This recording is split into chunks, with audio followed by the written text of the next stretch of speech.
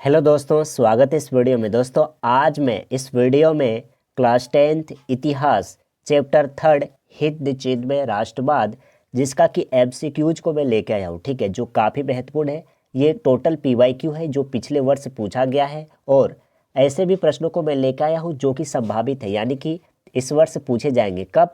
तो 2026 के जो बोर्ड एग्जाम में है वो पूछा भी जाएगा। तो चलिए, ये वीडियो काफ़ी महत्वपूर्ण है। ठीक है, इसको काफ़ी जो है वो आपको ध्यानपूर्वक देखने की ज़रूरत है। तो चलिए, सबसे पहला नंबर प्रश्न क्या है कि उत्तरी एवं दक्षिण वियतनाम का एकीकरण कब हुआ था?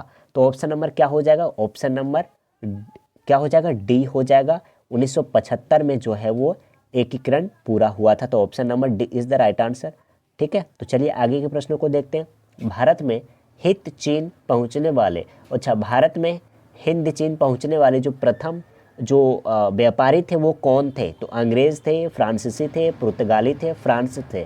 तो इसका राइट आंसर हो जाएगा ऑप्शन नंबर सी। पुर्तगाली जो थे वो फर्स्ट पर्सन थे जो कि कहाँ आए थे?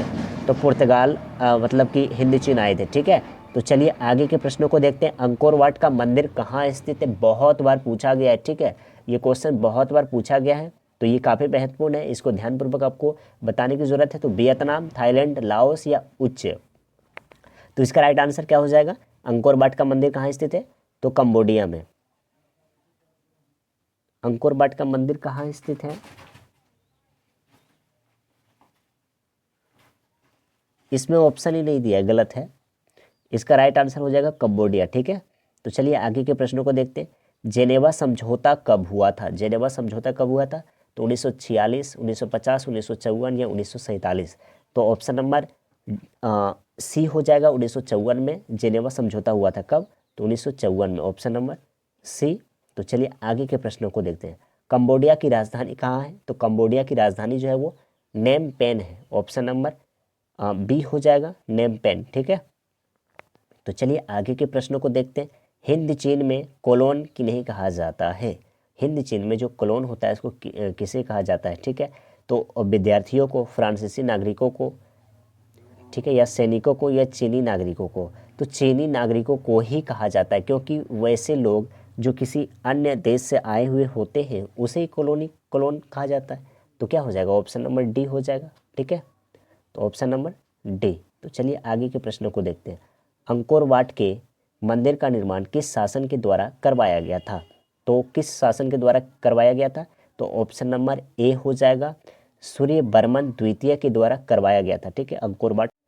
मार्च 1946 में फ्रांस एवं वियतनाम के बीच होने वाले समझौता किस नाम से जाना जाता है?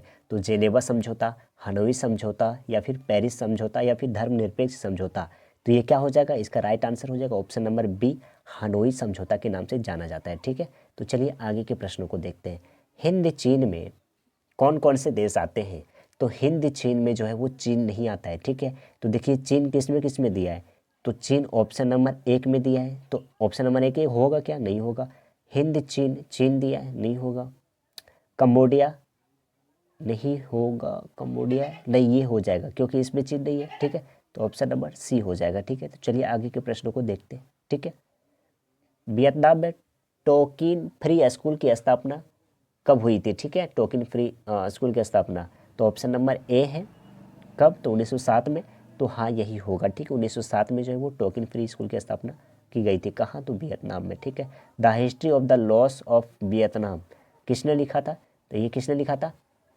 फान वोई चाउ ने लिखा था। ठीक है, फान वोई चाउ ने, ऑप्शन नंबर बी हो जाएगा राइट आंसर। ठीक है, चलिए आगे के प्रश्नों को देखते हैं।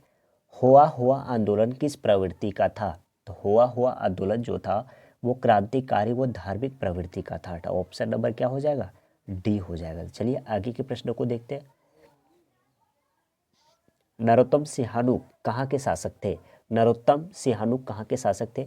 Vietnam, Laos, Thailand, Cambodia? ठीक है, कहाँ का था?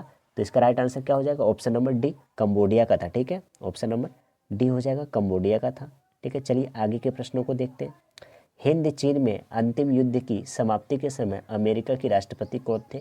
तो निक्सन, जॉर्ज बुश, या फिर वाशिंगटन? तो इसका राइट आंसर हो जाएगा ऑप्शन नंबर बी, निक्सन। ठीक है, ऑप्शन नंबर बी हो जाएगा, निक्सन था। ठीक है, चलिए आगे के प्रश्नों को देखते हैं।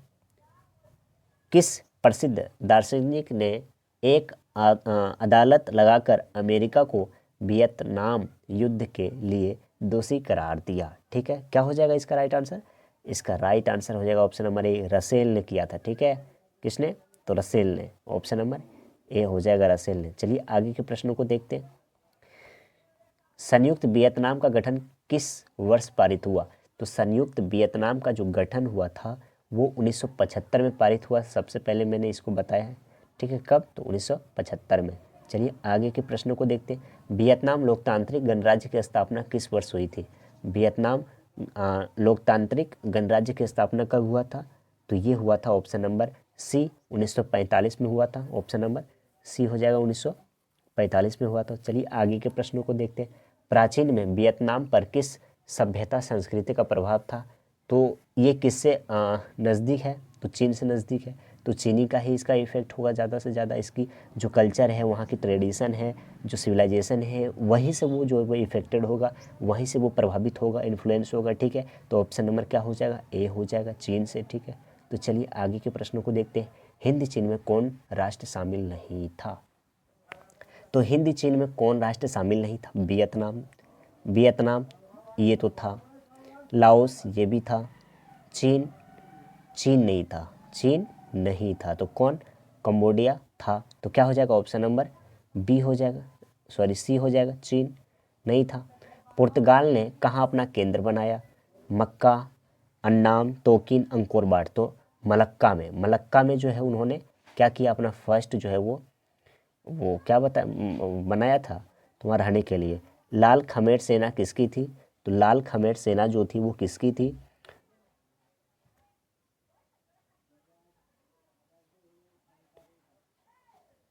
तो ऑप्शन बी हो जाएगा, सिहानुक की थी। Option B Sihanouk. ठीक है, ऑप्शन बी हो जाएगा। तो चलिए आगे के प्रश्नों को देखते हैं। हो ची मिन्ह का शाब्दिक अर्थ क्या होता है? हो ची मिन्ह का शाब्दिक अर्थ क्या होता है?